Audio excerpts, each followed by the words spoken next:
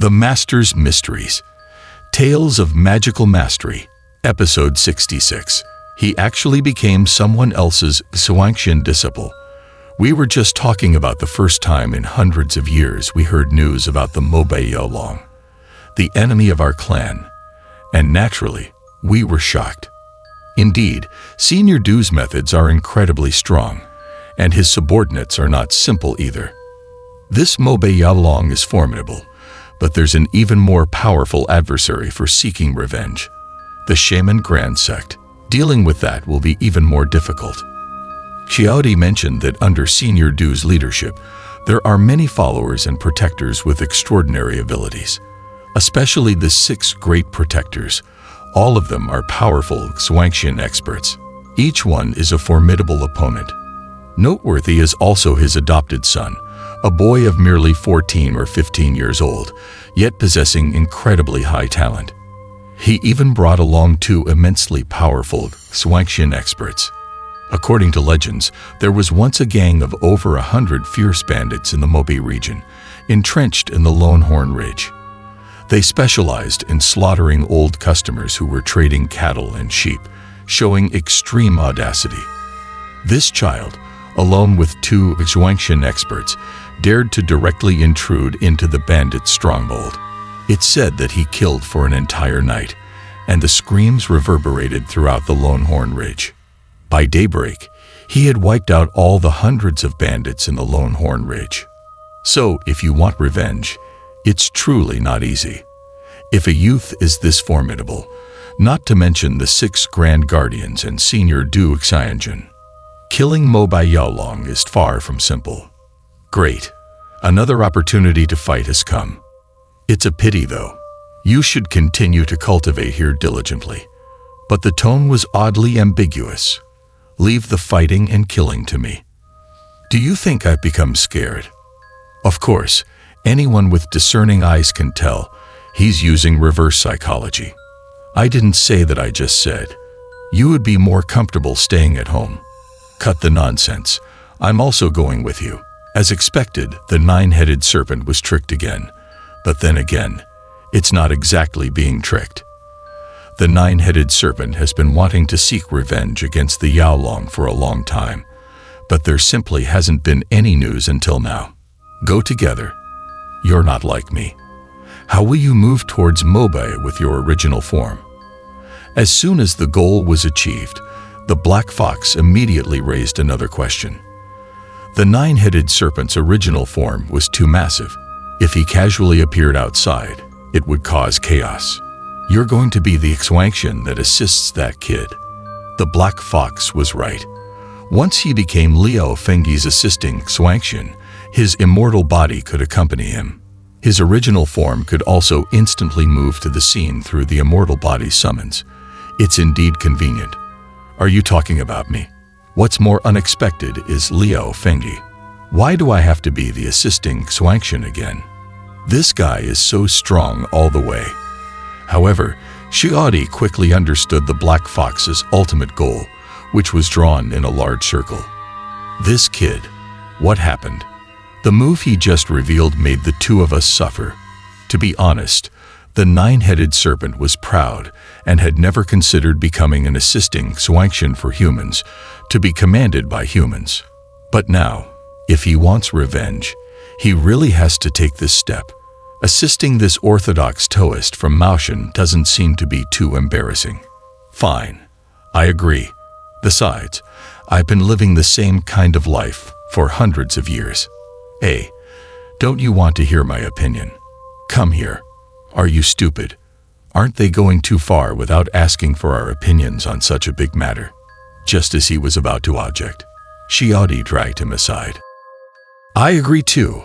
I also don't know what Xiaodi said to this foolish kid, but Liao Fengyi immediately agreed with excitement. Let's do it when we say so. Let's defeat the Mobei Yaolong together. From now on, we're true brothers. Let's go. Let's have some drinks. All right. Xiaodi's treating. Here's to us. Cheers. Ha ha ha. That's the spirit. It's so satisfying. Let me say a few words to everyone. But after a few big bowls of wine, Liao Fengyi and the black fox reverted to their original forms. Your singing is really off-key.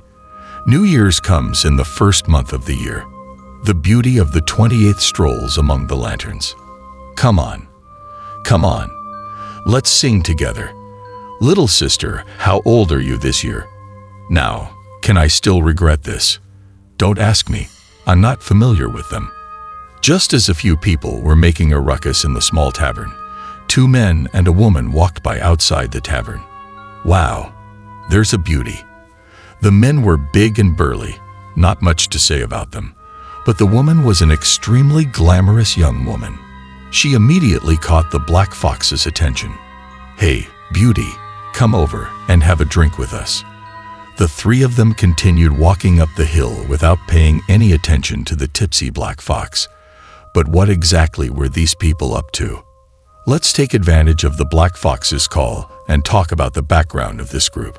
In the town of Wudogu at the foot of the mountain, there's a wealthy household with 1,000 acres of fertile land and abundant wealth. As the saying goes, wealth attracts trouble. Although this household is situated at the center of the town and relatively safe, money always stirs desires. It ended up catching the attention of a gang of bandits. Brothers, attack. After scouting for over 10 days on this night, taking advantage of the cover of darkness, the bandits began their operation. For such a wealthy household, there would certainly be guards and servants.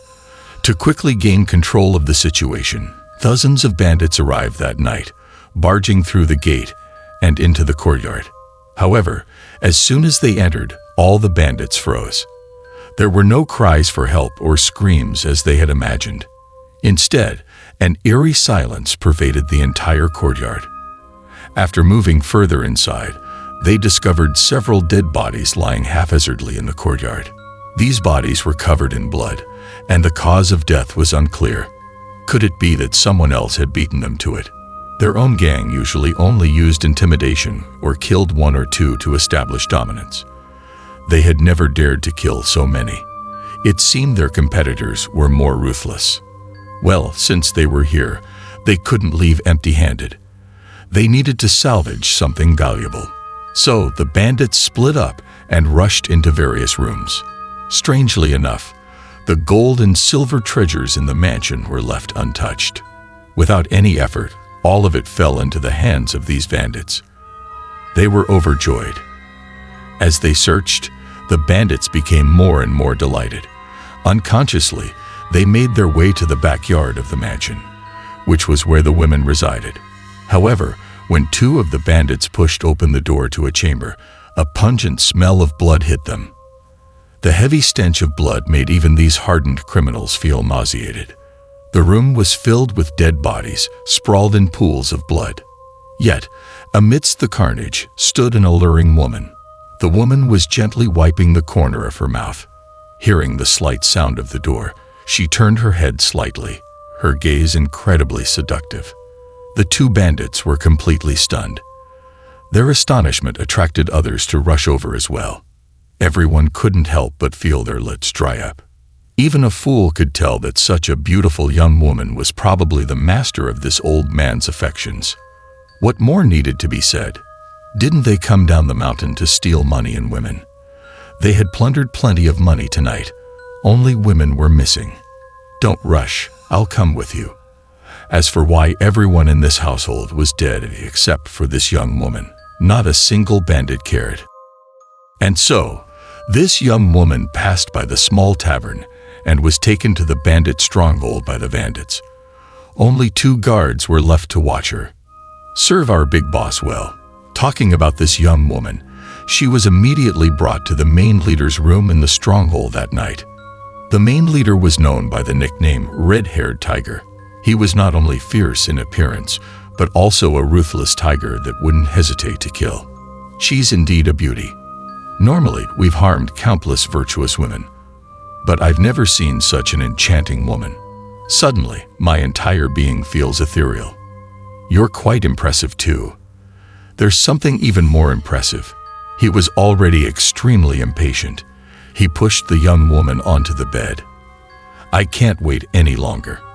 Then he pounced, but unlike the women they had previously abducted who cried and screamed, this young woman had an expectant expression. "I can't wait either." Unbeknownst to the red-haired tiger, while he was preoccupied, encountering this woman meant his days were numbered. "Boss, you're truly formidable. So thrilling." The red-haired tiger's scream echoed throughout the entire stronghold. However, at this moment, the bandits who were celebrating hadn't yet realized what had happened inside. A catastrophic disaster was about to unfold in this den of bandits.